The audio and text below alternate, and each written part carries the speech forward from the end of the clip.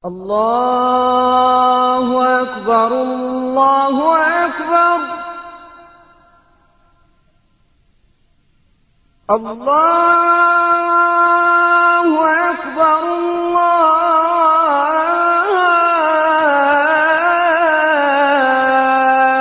الله أكبر. بسم الله الرحمن الرحيم. Assalamu alaikum wa rahmatullahi wa barakatuh. Voilà, j'ai décidé de traiter avec vous aujourd'hui le sujet suivant. Je suis musulman seulement le vendredi entre midi et 13h.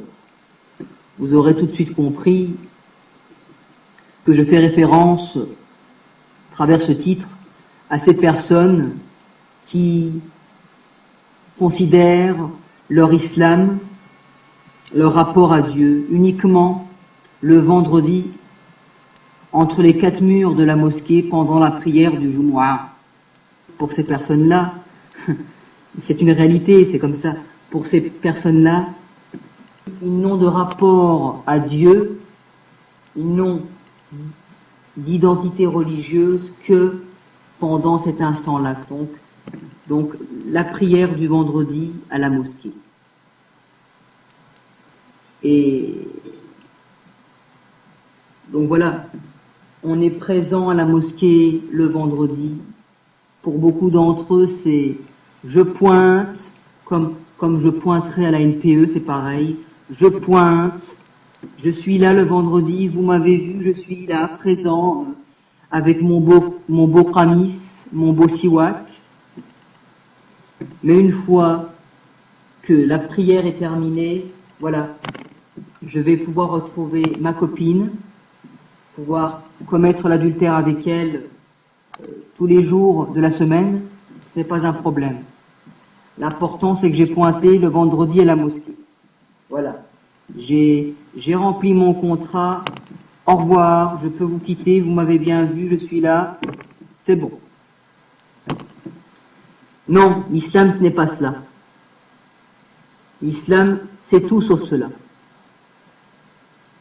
L'islam c'est un comportement religieux, une attitude religieuse, morale, éthique, à appliquer à tout moment, tout instant. On est musulman à la mosquée, certes, on est musulman au supermarché, on est musulman dans son emploi, on est musulman dans les rues, on est musulman partout. Malheureusement, quand je vois beaucoup trop de maghrébins, et je suis moi-même maghrébin, je suis d'origine algérienne, citoyenneté française. Quand on voit beaucoup de maghrébins ou autres venir à la mosquée le vendredi, avoir un beau discours avec les gens, Salam alaikum ya akhi, mon frère, comment tu vas? Est-ce que tu as lu le Coran aujourd'hui? Est-ce que tu as fait ci? Est-ce que tu as fait ça? Et ces mêmes personnes, une fois l'heure de la prière achevée, eh bien, ils vont au PMU toute l'après-midi jusqu'au soir, jusqu'aux heures de fermeture. Ils vont dépenser leur argent, voilà, dans les jeux de hasard. Ils sont là, entre personnes de la mosquée. Oui, il y a parmi eux des gens, oui, il faut le dire, qui sont des représentants de la mosquée. Ben voilà, ils passent leur temps à dépenser leur argent au PMU, faire des crédits, à critiquer dans les cafés, à boire de l'alcool, à aller aux discothèques, dans les discothèques. Pendant ce temps, leurs enfants sont en train de traîner à droite et à gauche, dans des lieux de débauche, à forniquer, à commettre adultère, etc. J'en passe.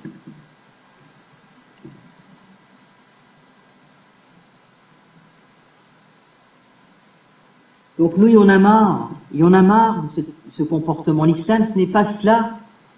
Mais quel est l'exemple, franchement, quand les gens vous voient à la mosquée et quand ils vous rencontrent dehors, qu'est-ce qu'ils se disent? Qu'est-ce qu'ils se disent? Il y en a qui se disent, mais c'est quoi? C'est l'hypocrisie, cela?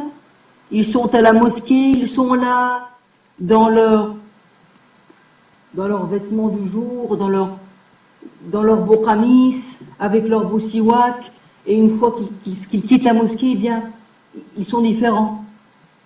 Il y en a qui se posent la question, est-ce que ce sont des hypocrites ou pas? Moi, je n'irai pas jusqu'à dire cela, mais ce que je dis, c'est qu'il faut être musulman à tout instant. On n'est pas musulman simplement le vendredi à la mosquée, non, c'est faux. Quand on sait que beaucoup de musulmans, à l'époque du prophète alayhi salatu wassalam, et qui priaient au premier rang, étaient des hypocrites. Donc ils priaient dans les premiers rangs avec le prophète alayhi salatu wassalam, mais ils étaient hypocrites. Pourquoi? Parce que en dehors de ces occasions pour se rencontrer, eh bien, leur cœur, leur sincérité n'y était pas. Ils détestaient le prophète alayhi salatu wassalam, ils commettaient des grands péchés, un mal derrière lui.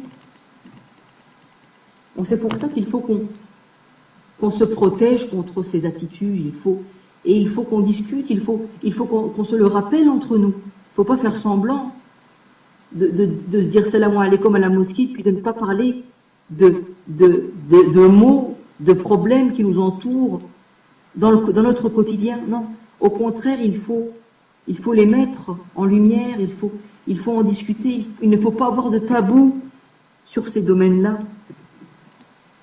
Mais ces gens, alors beaucoup se posent la question, évidemment, ces gens qui prient le vendredi à la mosquée, dans leur belle tenue, avec leur siwak, avec leur beau qamis, avec leur... Voilà. Est-ce qu'ils suivent un islam de tradition? Est-ce que, voilà, je fais comme mon père. Mon père m'a dit qu'il fallait faire cela, donc je prie comme lui. Ou est-ce qu'ils sont dans une analyse critique de leur propre religion? Est-ce qu'ils sont dans un esprit critique? Est-ce qu'ils ont fait une recherche personnelle sur l'islam? Non. Pour beaucoup d'entre eux, non. Ils ne sont pas dans ce cas-là, ils sont uniquement dans la tradition. L'islam, c'est l'islam de mes parents. Je prie à la mosquée, et une fois qu'on n'est plus dans la mosquée, une fois que je retrouve ma famille à la maison autour d'un bon couscous, eh bien voilà, on parle de tout sauf de la religion, on parle de tout sauf de la sunna, on parle de tout sauf de l'attitude religieuse. Par exemple, parlons des distractions, on va parler du football, on va aussi beaucoup critiquer sur nos voisins, qui est le plus con de notre famille, voilà. Mais on n'a aucune attitude religieuse, on n'est pas dans l'esprit critique sur nous-mêmes, on n'est pas dans l'éducation religieuse de nos enfants, on n'est pas dans notre propre éducation religieuse. Donc ce qu'il faut se poser comme question, c'est la suivante. Est-ce que mon identité islamique, mon identité religieuse, mon rapport à Dieu, à Allah subhanahu wa ta'ala, est-ce qu'il est construit sur une base solide? C'est ça la véritable question. Quand on voit beaucoup trop de gens qui, à la moindre petite épreuve, ont le cœur brisé, ils sont là par terre, tristes, ils pleurent, ils sont effondrés. Pourquoi ma fille a commis l'adultère? Pourtant je l'ai élevée comme il le fallait. Pourquoi mon fils boit de l'alcool? Pourquoi est-ce il traîne à droite et à gauche avec des alcooliques, des ivrognes, et il revient le soir à minuit, voire 2 heures du matin, ivre mort? Pourquoi est-ce que ma femme m'a quitté? Pourquoi est-ce que je m'entends plus avec ma famille? Pourquoi? Voilà, toujours en train de chialer. Eh bien voilà, tu n'as ce que tu mérites. Quand ta fille avait besoin de conseils, quand ta fille recherchait la vérité, quand ta fille était dans des moments difficiles, où étais-tu, toi, monsieur Abdallah, monsieur Mohammed, monsieur Ben Issa? Où étais-tu? Bah, tu étais au café, tu étais au PMU, tu étais au casino, en train de dépenser ton argent, en train de critiquer les gens, mais tu étais loin de ta famille. Tu étais loin d'eux. Tu ne les écoutais pas dans leur souffrance. Eh bien voilà ce que tu vois. Et là tu pleures, tu pleures, tu pleures. Pourquoi? Parce que tu n'as pas éduqué tes enfants dans la religion. Pourquoi? Parce que tu n'as pas été à l'écoute de ta femme qui te racontait les problèmes et toi tu refusais de discuter avec elle. Bien voilà, tu récoltes ce que tu as semé.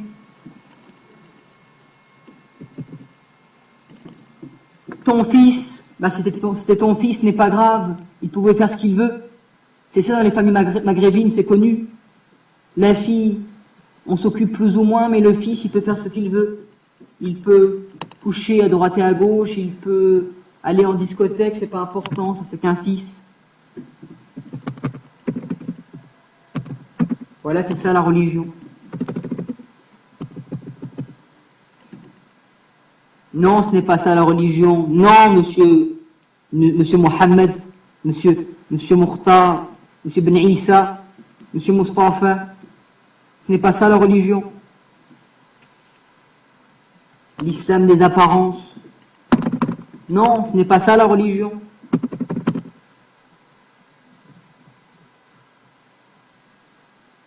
Quand on est là dans nos familles, il ne faut pas être hypocrite les uns les autres.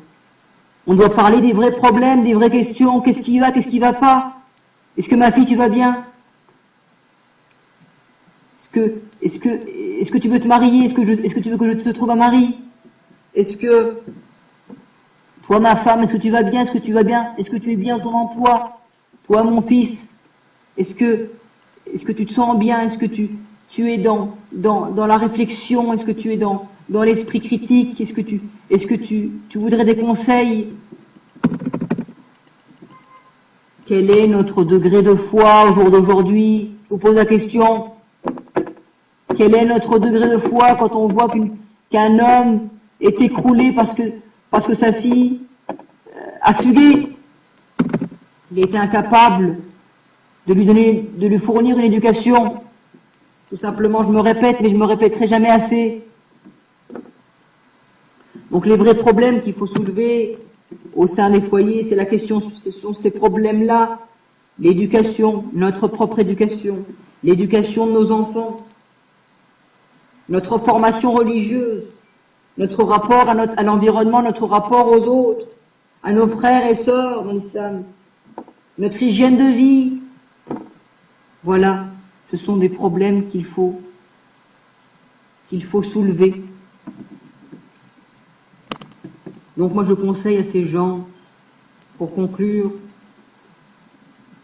que l'islam est un islam de tous les jours, non pas un islam de la mosquée, un islam clos, un islam ponctuel, un islam du vendredi. Non, on est musulman à chaque instant de notre vie.